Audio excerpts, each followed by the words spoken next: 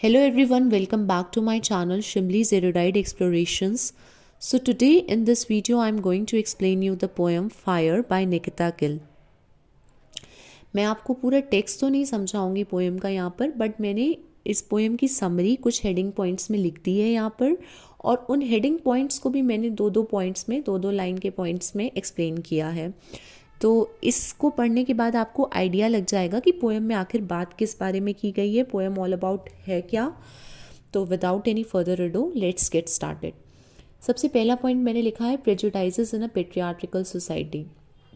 तो प्रेजुडाइजेस मतलब होता है कि प्री कंसीव नोशन, कि पहले से ही कुछ आपने मान लिया किसी चीज़ को कि हाँ ये चीज़ ऐसी ही होगी, और विदाउट एनी एक्चुअल रीज़न या फिर एक्चुअल एक्सपीरियंस, बिना कोई रीज़न के, बिना कोई वजह के, और आपने ऐसा कोई भी एक्सपीरियंस भी नहीं किया बट फिर भी आपने मान लिया कि ये चीज़ ऐसी होगी, दैट इज़ प्रेजुडाइज। जैसे कि फॉर एग्जांपल कि ये विमेन है तो सॉफ्ट होगी, वीक होगी, तो प्रेजुडाइज, इसका कोई रीज़न तो नहीं है ना, बट माना। और पेट्रियार्टिकल सोसाइटी मतलब ऐसी सोसाइटी जहाँ पर मैन के हाथ में पूरी पावर है, पूरी अथॉरिटी है, पूरी लीडरशिप है, सब कुछ, उसको कहते हैं पेट्रियार्टिकल सोसाइटी। तो क्या लिखा है मैंने, society unfairly expects women to be soft and weak. मतलब जो सोसाइटी है वो विमेन को एक्सपेक्ट करती है, ऐसा मान के चलती है कि विमेन है सॉफ्ट होगी, वीक होगी। Patriarchy exploit women perceived softness.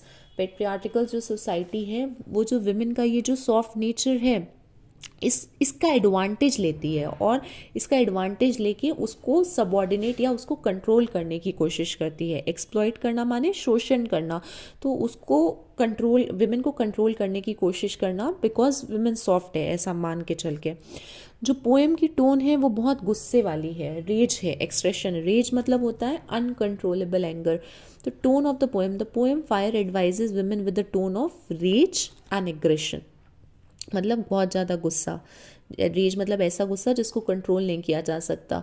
और it reflects the frustration of suppress woman in a patriarchal society. मतलब कि पेट्रियार्टिकल सोसाइटी एक ऐसी सोसाइटी जहाँ पर मैन के हाथ में सारी पावर है, वहाँ पर एक सप्रेस विमेन जिसको दबाया गया है, वो फ्रस्ट्रेशन जो अपनी निकाल रही है, अपना गुस्सा, अपनी फ्रस्ट्रेशन निकाली, उस टाइप की टोन है पूरी पोएम में। ठीक है। फिर एम्पावरमेंट सिंबलाइज, विमेन को एम्पावर करने की बात की गई है। Women should wear the skin of empowerment, encourages women to demonstrate their strength and create their own path. Women को इनकरेज किया गया है कि वो अपनी स्ट्रेंथ दिखाएं, सामने लाएं, और क्रिएट देयर ओन पाथ, और अपना रास्ता खुद निकालें। सिम्बल्स इन द पोएम, क्या क्या सिंबल यूज़ किए गए हैं पोएम में, जैसे कि ड्रैगन, वुल्फ, मॉन्स्टर, ये जितने भी एनिमल्स हैं ये सब किसको सिंबलाइज करते हैं, फियर्सनेस। फियर्सनेस मतलब होता है फिजिकली वायलेंट हो जाना, मतलब आप किसी को मार सकते हो फिजिकली, है ना। देन करेज, करेज मतलब वही स्ट्रेंथ, ब्रेवरी, सबको पता है, बहादुरता, और confidence of course. So women are urged to embody these symbols to confront and challenge the word. Women को अर्ज किया गया, मतलब अर्ज करने का मतलब होता है कि स्ट्रांगली किसी चीज़ को एनकरेज करना। विमेन को एनकरेज किया गया कि वो ये वाले जो सिंबल्स जो रिप्रेजेंट करें, जैसे कि करेज, ब्रेवरी, कॉन्फिडेंस, इन सब को एम्बॉडी करें, मतलब रिप्रेजेंट करें इन सब चीज़ों को, और चैलेंजेस को डायरेक्टली फेस करें। कन्फ्रंट मतलब डायरेक्टली फेस करना। Then women empowerment, main theme जो पोएम की है वो विमेन एम्पावरमेंट ही है। फिर उसके बाद पैराग्राफ की समरी में क्या है, autonomy and rising above prejudices. Autonomy मतलब होता है कि सेल्फ रूल, है ना, तो विमेन किसी के ऊपर डिपेंडेंट ना हो। ऑटोनॉमी का क्या मीनिंग है कि इट इज़ द एबिलिटी और right of an individual to govern itself independently, independent रहे विमेन। ठीक है। तो autonomy and rising above prejudices मतलब सेल्फ रूल करे और प्रेजुडाइजेस से ऊपर निकल के आए।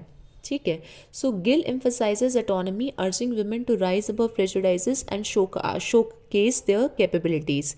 जो निकिता गिल है वो एम्फसाइज करती है ऑटोनॉमी को, कि वुमेन इंडिपेंडेंट रहें, खुद अपने आप को रूल करें, किसी के ऊपर डिपेंड ना रहें।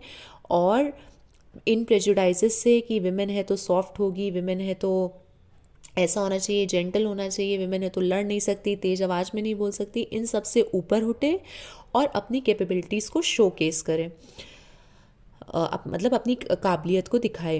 Patriarchy wrongly perceive women as soft, exploit their kindness to suppress them. जो पेट्रियार्टिकल सोसाइटी है, जो पेट्रियार्की है, वो ये गलत परसेप्शन है उसका, रॉन्गली मतलब गलत तरीके से परसीव करती है कि विमेन सॉफ्ट होगी और उनको एक्सप्लॉइट करती है उनकी इसी वजह से। देखो विमेन सॉफ्ट है, वो उनका नेचर है, वो अलग बात है, लेकिन इसकी वजह से आप उसको एक्सप्लॉइट करो कि अगर वो धीमे बोल रही है तो वो सॉफ्ट है तो उसके ऊपर आप कुछ भी कर सकते हो या उसको कंट्रोल कर सकते हो, वो चीज़ गलत मानी गई है यहाँ पर। देन नेक्स्ट पॉइंट जो है आपका वो है power and empowerment in fire. तो पावर और एम्पावरमेंट की बात की गई है। Fire is a powerful poem encouraging women to tap into their inner strength. Fire जो है एक पावरफुल पोएम है जो वुमेन को इंकरेज करती है कि वो अपनी इनर स्ट्रेंथ जाने, अपने अंदर जो उनकी शक्ति है उसको पहचाने। It emphasises empowerment and overcoming struggles, again one and the same thing, so I'll not explain. Then next point, feminism and equality. तो feminism advocates equal rights for all genders. feminism का क्या मतलब होता है? feminism केवल women से related नहीं है, feminism मतलब है कि हर एक जेंडर को इक्वल राइट मिले, मैन है, विमेन है, कोई भी है, उसको इक्वल राइट मिले। तो feminism advocates equal rights for all genders. Gill fire explores feminist themes urging women to express themselves and defy stereotypes. तो गिल की जो फायर पोएम है उसकी फेमिनिस्ट थीम भी है और वो विमेन को अर्ज करती है, मतलब इनकरेज करती है कि वो अपने आप को एक्सप्रेस करें और स्टीरियोटाइप्स को डिफाई करें। डिफाई करना मतलब मना करना है ना, मना करना या रिफ्यूज़ करना किस चीज़ को? स्टीरियोटाइप्स को। स्टीरियोटाइप्स भी वही कि एक्सपेक्ट कर लेना विमेन को कि वो विमेन है तो वो उसकी पर्टिकुलर रोल है, जैसे विमेन है तो वो घर का ही काम करेगी, सो दैट इज़ स्टीरियोटाइप। तो इन सब स्टीरियोटाइप्स को रिजेक्ट करना और इनसे ऊपर निकल के आना। Then simplicity in diction and expression. तो फायर जो पोएम है उसमें सिंपल पोएम है, डिक्शन भी मतलब इजी वर्ड्स यूज़ किए गए हैं और precise, simple and precise language. Precise मतलब बहुत ज़्यादा बढ़ा चढ़ा के लैंग्वेज नहीं, छोटी सी सिंपल साफ सी लैंग्वेज है और 15 लाइन्स की पोएम है।